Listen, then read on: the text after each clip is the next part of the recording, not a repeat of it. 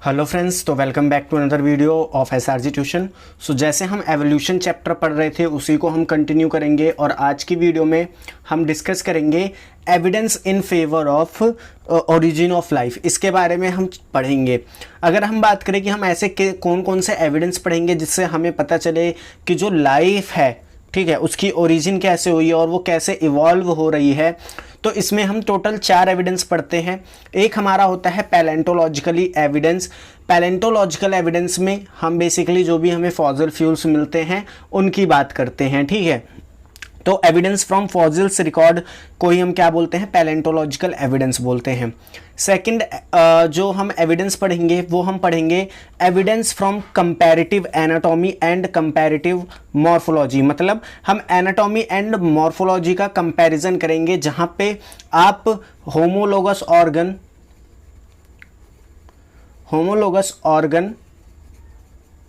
और analogous organ के बारे में डिस्कस करेंगे, ठीक है। इसके बाद हम तीसरा एक एविडेंस पढ़ेंगे जो है एम्ब्रियोलॉजिकल एविडेंस, जो दिया था हैकल ने, और इसका आपको बायोजेनिक लॉ पता होना चाहिए कि वो क्या है। एंड फोर्थ हम जो एविडेंस पढ़ेंगे वो है evidence from physiology and biochemical. एक ऑर्गेनिज्म की फिजियोलॉजी एंड बायोकेमिकल से हम कैसे पता लगा सकते हैं कि उसका एवोल्यूशन कैसे हुआ और वो कैसे ओरिजिनेट हुआ, इस चीज़ की बात करेंगे।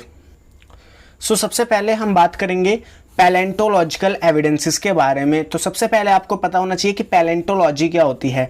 पैलेंटोलॉजी एक टर्म होती है जिसको यूज करा जाता है फॉसिल फ्यूल्स की स्टडी के लिए। फॉसिल फ्यूल्स की स्टडीज के लिए जो टर्म यूज होती है उसी को हम क्या बोलते हैं, पैलेंटोलॉजी बोलते हैं। अब आपको फॉसिल्स वैसे तो पता ही है वो होते क्या हैं, लेकिन मैं आपको एक बार दोबारा से डेफिनेशन बता देता हूं कि ये है क्या। रिमेन्स और traces of non-degraded part of ancient living things found within rock life preserve in earth crust। मतलब फोसिल्स वो रिमेन्स होते हैं, रिमेन्स यानी बचा हुआ पार्ट होते हैं या बचे हुए कुछ ट्रेसेस होते हैं, यानी छोटी छोटी चीज़ें होती हैं जो कि किसी भी एशियंट लिविंग थिंग्स के, यानी जो भी पहले ऑर्गेनिज्म थे पुराने समय में, उनकी लिविंग थिंग्स थी जो कि रॉक के अंदर प्रिजर्व हो जाती थी या फिर अर्थ क्रस्ट के अंदर प्रिजर्व हो जाती थी। उन्हीं चीज़ को हम बोलते हैं फॉसिल्स। अब अगर हम बात करें फॉसिल्स के बारे में थोड़ा और, क्योंकि यहाँ से क्वेश्चन पूछा जाता है, तो जो मैक्सिमम फॉसिल्स हमें मिलते हैं वो हमें सेडिमेंट्री रॉक्स के नीचे मिलते हैं या सेडिमेंट्री रॉक्स में मिलते हैं। अब ये सेडिमेंट्री रॉक्स क्या होते हैं? सेडिमेंट्री रॉक्स अगर आपने जियोग्राफी पढ़ी है तो उसमें आपने अर्थ क्रस्ट पढ़ी होगी, फिर नीचे एक लेयर होती है और जो सबसे नीचे रॉक की लेयर होती है उसी को हम बोलते हैं सेडिमेंट्री रॉक, क्योंकि सबसे पहले ऑर्गेनिक मटेरियल, ह्यूमस, ये सारी चीज़ें होती हैं। अब हम बात करते हैं टाइप ऑफ फॉसिल्स के बारे में, यानी कि फॉसिल्स कितने तरीके के होते हैं। अगर मैं फॉसिल्स के टाइप की बात करूं तो सबसे पहले हमारे पास आते हैं अनएल्टर्ड फॉसिल्स। मतलब ऐसे फॉसिल्स जो कि पूरी तरीके से प्रिजर्व रहते हैं और उनमें कोई भी चीज़ें खराब नहीं होती। जैसे कि आप को अगर मैं एग्जांपल देना चाहूं तो वूली मैमोथ का एक एग्जांपल है। ये एनिमल हमें बर्फ में दबा हुआ मिला था और बर्फ में दबे होने की वजह से इसका कोई भी बॉडी का पार्ट डिग्रेड नहीं हुआ था, या आप कह सकते हो डिकम्पोज नहीं हुआ था, ठीक है, जिसकी वजह से ये जिस हालत में था हमें उसी हालत में मिला। इसके बाद आती हैं पेट्रीफाइड फॉसिल्स। पेट्रीफाइड फॉसिल्स क्या होती हैं? मान लीजिए ये कोई लेयर है या कोई जगह है, सतह है, ठीक है, इस पे एक ऑर्गेनिज्म जो था वो डेड हो गया। अब सॉइल का डिपोजिशन होते होते होते होते इसके ऊपर एक और लेयर बन गई और समय के साथ साथ ये जो ऑर्गेनिज्म था इसकी बॉडी को डिकम्पोज कर दिया गया, तो यहाँ पे एक वैकेंट स्पेस बचा। अब इस वैकेंट स्पेस में जब कोई इनऑर्गेनिक मटेरियल डिपॉजिट हो जाता है तो उसको हम बोलते हैं पेट्रीफाइड फॉसिल्स। तो पेट्रीफाइड फॉसिल्स क्या होते हैं? डिपोजिशन ऑफ इनऑर्गेनिक सब्सटेंस, ठीक है, mostly present in sedimentary rock. और जो पेट्रीफाइड फॉसिल्स होते हैं हमें सबसे ज़्यादा कहाँ देखने को मिलते हैं? सेडिमेंट्री रॉक्स में। और मैक्सिमम फॉसिल्स भी हमें कहाँ देखने को मिलते हैं? सेडिमेंट्री रॉक्स में। इसके बाद हमारा आता है माउल्ड। एक हमारे फॉसिल का टाइप होता है माउल्ड। माउल्ड क्या होता है? जैसे कोई बॉडी डिकम्पोज हुई और उस डिकम्पोजिशन के दौरान ही हमने उसे पकड़ लिया, यानी हमें पूरी बॉडी ना मिलके थोड़ा सा हिस्सा डिकम्पोज हुआ मिल गया, तो उसको माउल्ड बोलते हैं। फिर आता है हमारा कास्ट। कास्ट में क्या होता है? पेट्रीफाइड माउल्ड फॉसिल्स हमें देखने को मिलते हैं, यानी कि वहाँ पे माउल्ड एंड पेट्रीफाइड दोनों चीज़ें देखने को मिलती है। और फिर आता है हमारा प्रिंट। प्रिंट में होता क्या है, जैसे मान लो आपके घर के आसपास कहीं कीचड़ है, ठीक है, उसके ऊपर आप पत्ता घेर दो एक, और फिर उस मिट्टी को सुखा दो, तो वहाँ पे देखना जब आप पत्ते को हटाओगे तो उस मिट्टी के ऊपर आपको उस पत्ते की छाप मिलेगी, उसी को हम बोलते हैं print type of fossil fuels. ठीक है, अब हम आगे बढ़ते हैं और बात करते हैं कि फॉसिल फ्यूल्स की एज को कैसे फाउंड करा जाता है, या रॉक्स की एज को किस तरीके से फाउंड किया जाता है। अब अगर हम बात करें फॉसिल फ्यूल्स की एज की कि हम उसको कैसे डिटरमाइन करते हैं, तो इसके लिए हमारे पास दो टेक्निक होती है। सबसे पहली हमारी होती है रेडियो एक्टिव डेटिंग टेक्निक, जिसमें हम क्या करते हैं, अगर उस ऑर्गेनिज्म के अंदर, मैक्सिमम ऑर्गेनिज्म के अंदर रेडियो एक्टिव सब्सटेंस होते हैं, ठीक है, तो एक कोई भी रेडियो एक्टिव सब्सटेंस हो उसकी एक अपनी हाफ लाइफ होती है। हाफ लाइफ क्या होती है, हाफ लाइफ हमें ये बताती है कि जैसे मान लो ये कोई ए रेडियो एक्टिव सब्सटेंस है, ठीक है, 100 ग्राम, कितना है 100 ग्राम। अब ये रेडियो एक्टिव सब्सटेंस जो है रेडियो एक्टिव डिके करेगा, ठीक है, और बी बनाएगा। अब हाफ लाइफ वो समय होता है कि जब 50% या कह सकते हो 50% जो भी हमारा रेडियो एक्टिव सब्सटेंस है वो डिकम्पोज हो जाए, यानी 100 ग्राम में से 50 ग्राम ए जो है बी में कन्वर्ट हो जाए। तो इस दौरान जितना समय लगेगा उसको हम बोलेंगे हाफ लाइफ। तो और इस हाफ लाइफ को यूज़ करके हम किसी भी फॉसिल फ्यूल्स की एज को पता करते हैं। तो देखो, जैसे मैंने यहाँ पे एक एग्जांपल दिया है कि मान लो कोई रेडियो एक्टिव सब्सटेंस है, उसकी पहली हाफ लाइफ हुई, तो रेडियो एक्टिव सब्सटेंस मान लो 100 ग्राम था, ठीक है, उसकी हाफ लाइफ हुई, तो इसमें रेडियो एक्टिव सब्सटेंस कितना बचा होगा, 50, और नॉन रेडियो एक्टिव कितना बचा होगा, 50। नॉन रेडियो एक्टिव सब्सटेंस कैसे बना, क्योंकि ए ने रेडियो एक्टिव डिके करा तो नॉन रेडियो एक्टिव सब्सटेंस बना। और हाफ लाइफ क्या होती है कि जब वो आधा हो जाए, तो रेडियो एक्टिव सब्सटेंस अपनी पहली लाइफ में 100 से आधा हो गया 50, बाकी का 50 का क्या बन गया, नॉन रेडियो एक्टिव। अब ये जो रेडियो एक्टिव सब्सटेंस है ये अपनी दोबारा हाफ लाइफ बाद, एक और हाफ लाइफ बाद 50 से किस में चला जाएगा, 25 में, और 25 क्या बन जाएगा, नॉन रेडियो एक्टिव। अब हम इनका रेशियो निकाल लेते हैं, जैसे कि ratio of radio active and non radio active substance हम निकालेंगे। अगर हमारा जो रेशियो है रेडियो एक्टिव सब्सटेंस और नॉन रेडियो एक्टिव सब्सटेंस का वो 1:1 आ रहा है, तो उस रेडियो एक्टिव सब्सटेंस की पहली हाफ लाइफ ही कंप्लीट हुई है। तो यहाँ से हम एस्टिमेट लगा सकते हैं, और हर एक रेडियो एक्टिव एलिमेंट की अपनी अलग अलग हाफ लाइफ होती है, वो जब आप इस चीज़ की स्टडी करोगे तो आपको पता चल जाएगी। और अगर रेडियो एक्टिव सब्सटेंस और नॉन रेडियो एक्टिव सब्सटेंस का रेशियो 1:3 आ रहा है, तो यहाँ पे हम ये कह सकते हैं कि 2 हाफ लाइफ बीत चुकी हैं। तो यहाँ से हम कह सकते हैं कि उसकी एक हाफ लाइफ जो भी होगी उसको हम मल्टीप्लाई कर देंगे 2 से, यानी इतने साल उसकी एज है। अब ये 1:3 रेशियो कैसे आया, ये आप यहाँ से भी देख सकते हो। नॉन रेडियो एक्टिव सब्सटेंस कितना है, 75, 50 और 25 75, और रेडियो एक्टिव सब्सटेंस कितना है, 25। तो 25:75 का रेशियो निकालोगे तो 1:3 आएगा। तो यहाँ से हम एज ऑफ फॉसिल फ्यूल्स निकालते हैं। सेकंड जो हमारी टेक्निक होती है वो होती है इलेक्ट्रॉन स्पिन रेजोनेंस। ये एक मॉडर्न टेक्नोलॉजी है और ये काफ़ी हद तक क्या कहते हैं हमारे पास एक्यूरेट भी होती है एज डिटर्मिनेशन के लिए। इसको आपको डीपली नहीं जाना, ये बस एक एग्जाम में पूछ रखा था इसलिए हमने बता दिया। सेकंड एविडेंस पे अब हम आते हैं जो कि है कंपैरेटिव एनाटॉमी एंड मॉर्फोलॉजी, कि इससे हम कैसे पता कर सकते हैं कि कोई भी ऑर्गेनिज्म कैसे इवॉल्व हुआ। तो सबसे पहले हम बात करते हैं होमोलॉगस ऑर्गन की। अब होमोलॉगस ऑर्गन आप सब 9th क्लास से पढ़ते आ रहे हो, क्या होते हैं, एक ऐसे स्ट्रक्चर जो कि सिमिलर हो बट उनका फंक्शन डिफरेंट हो। ठीक है, ऐसे ऑर्गन्स को हम क्या बोलते हैं, homologous organ. Similar fundamental structure but are different in function. अब ये जो होमोलॉगस ऑर्गन होते हैं ये डाइवर्जेंट एवोल्यूशन को बताते हैं। डाइवर्जेंट एवोल्यूशन को कैसे बताते हैं अभी मैं आपको एक ऑनलाइन बता दूं, उसके बाद हम बात करते हैं। और तीसरी बात यह है कि जो होमोलॉगस ऑर्गन वाले ऑर्गेनिज्म होते हैं हम ये मानते हैं कि कहीं ना कहीं या कभी ना कभी इनका एक कॉमन एंसेस्टर रहा होगा। ठीक है, अब देखो, अब हम इस चीज़ को थोड़ा और डीपली समझते हैं कि ये हमने क्या क्या बातें करी। जैसे मान लो ये एक कॉमन एंसेस्टर है ए, ठीक है, ये कॉमन एंसेस्टर है ए। अब इससे कोई दो चीजें बनी, एक बना बी और एक बना सी।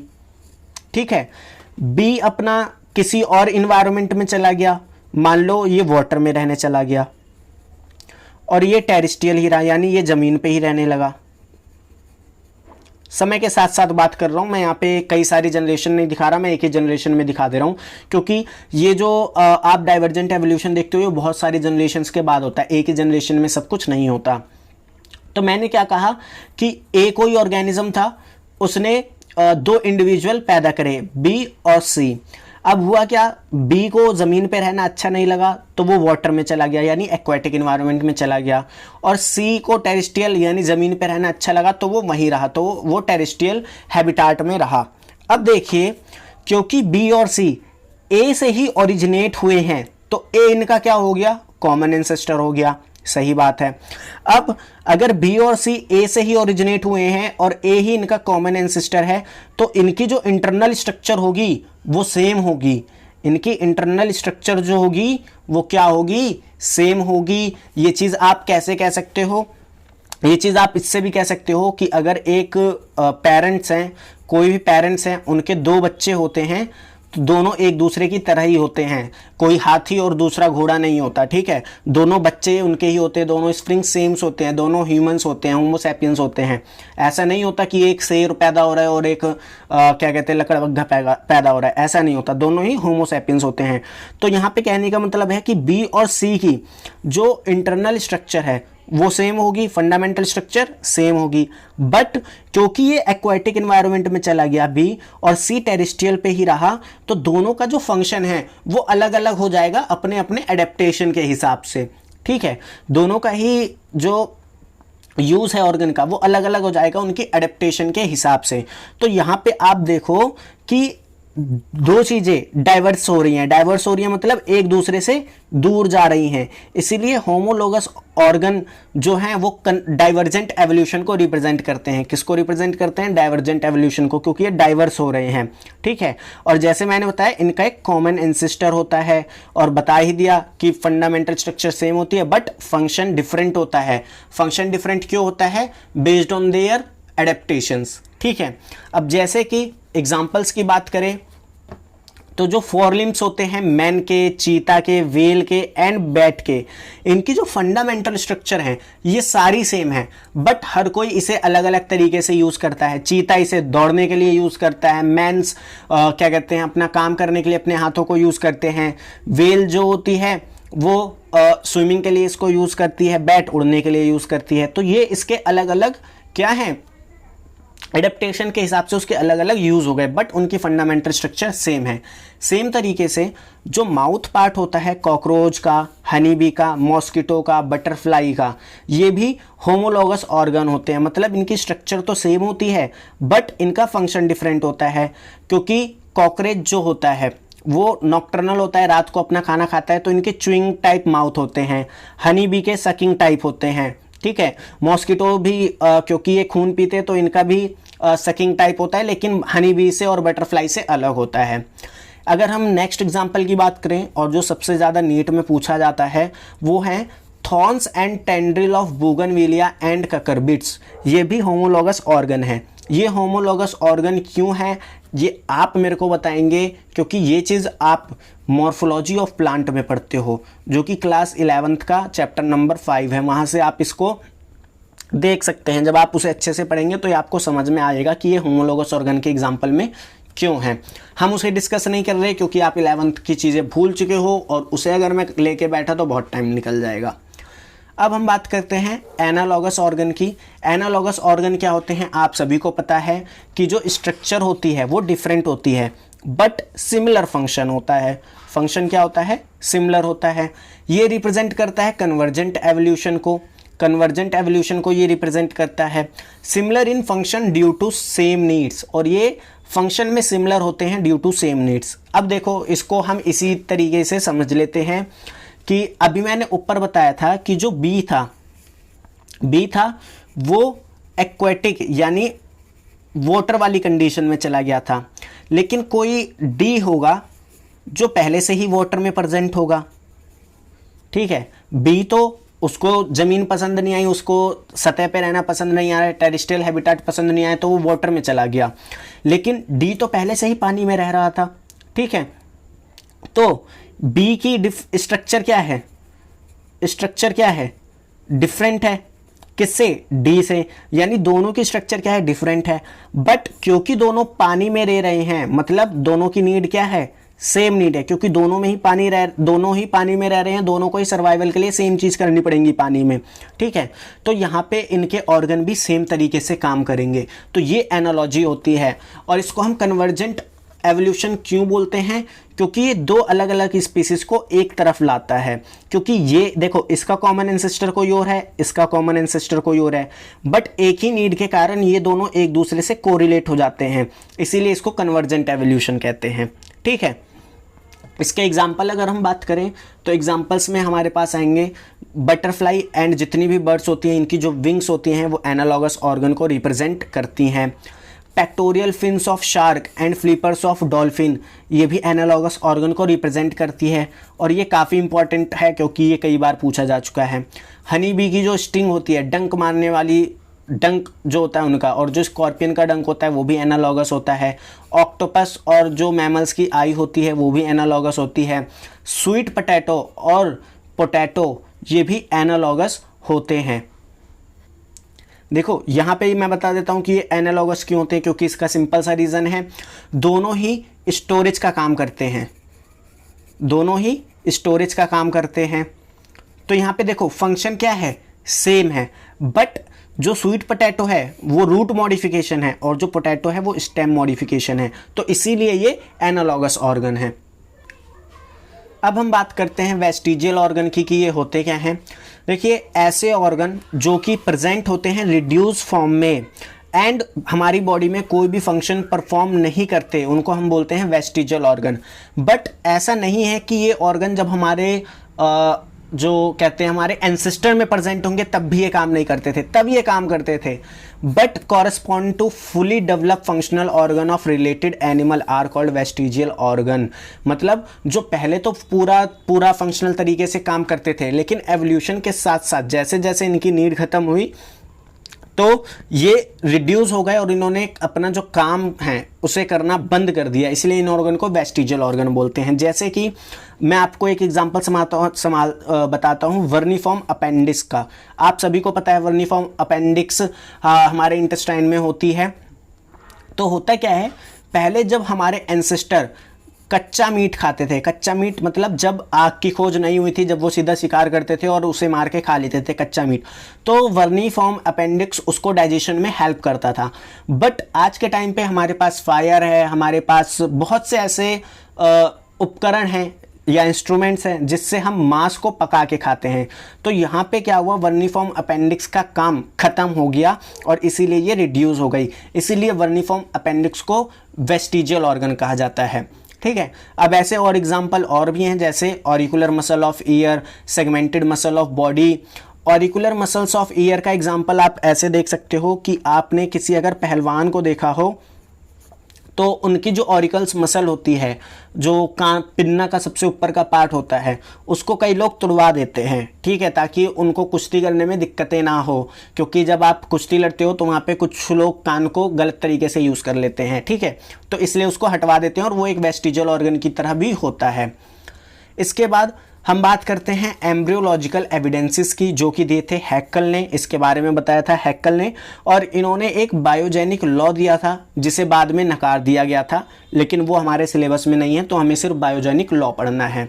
इन्होंने कहा ऑन्टोजेनी, ऑन्टोजेनी क्या है, development of embryo, ontogeny recapitulate phylogeny. इसका मतलब क्या है, इसका मतलब ये है कि जो हैक्कल साहब थे ना, इन्होंने कहा कि जो ऑन्टोजेनी होती है, यानी जो एम्ब्रियो का डेवलपमेंट होता है, वो अपने सारे एंसेस्टर की स्टेजेस को दिखाता है, अपने सारे एंसेस्टर की स्टेजेस को दिखाता है एम्ब्रियोनिक फॉर्म में ही। लेकिन इस चीज़ को बाद में नकार दिया गया था काफ़ी साइंटिस्टों द्वारा, क्योंकि ऐसा पॉसिबल ही नहीं है कि एक एम्ब्रियो अपने डेवलपमेंट फेज़ में अपने सारे एंसेस्टर के फेज़ को रिप्रेजेंट करे, ठीक है, इसको नकार दिया गया था। अब हम बात करते हैं evidences from physiology and biochemistry. तो इसका भी एक छोटा सा दिया गया है आपकी एनसीईआरटी में, similarities in protein and gene performing a given function among diverse organism. अब ये एविडेंस ऑफ फिजियोलॉजी या बायोकेमिस्ट्री हमको ऐसे समझ सकते हैं कि कई सारे ऑर्गेनिज्म ऐसे होते हैं जिनके अंदर जो प्रोटीन है और जो जीन है वो एक ही काम कर रही होती है, ठीक है। जैसे कि लैकोप्रिन आपने देखा हो, लैकोप्रिन बैक्टीरिया में भी लैक्टोज को तोड़ता है, ह्यूमंस में भी लैक्टोज को तोड़ता है, ठीक है। तो ये क्या है, सिमिलैरिटीज हैं। इसी तरीके से आप पेप्सिन, ये जो पेप्सिन होता है ये हर वर्टिब्रेट्स में प्रेजेंट होता है जो फूड के डाइजेशन में मदद करता है। वहीं ट्रिप्सिन भी जो है हर इनवर्टिब्रेट्स में प्रेजेंट होता है और साथ ही साथ वर्टिब्रेट्स में भी प्रेजेंट होता है। तो ये एविडेंसेस होते हैं जो हमें बताते हैं कि हम कहीं ना कहीं उन्हीं से बने हैं। अब देखिए एडेप्टिव रेडिएशन हमारा एक टॉपिक बचा है। इस एडेप्टिव रेडिएशन के टॉपिक को हम नेक्स्ट वीडियो में कवर करेंगे। आज की वीडियो में इतना ही। तो अगर आपको टॉपिक समझ में आए हों तो अच्छी बात है, आप इसको और अच्छे से एक बार एनसीईआरटी रीड करिएगा और क्वेश्चन प्रैक्टिस करिएगा। तब तक मिलते हैं नेक्स्ट वीडियो में। Thanks for watching.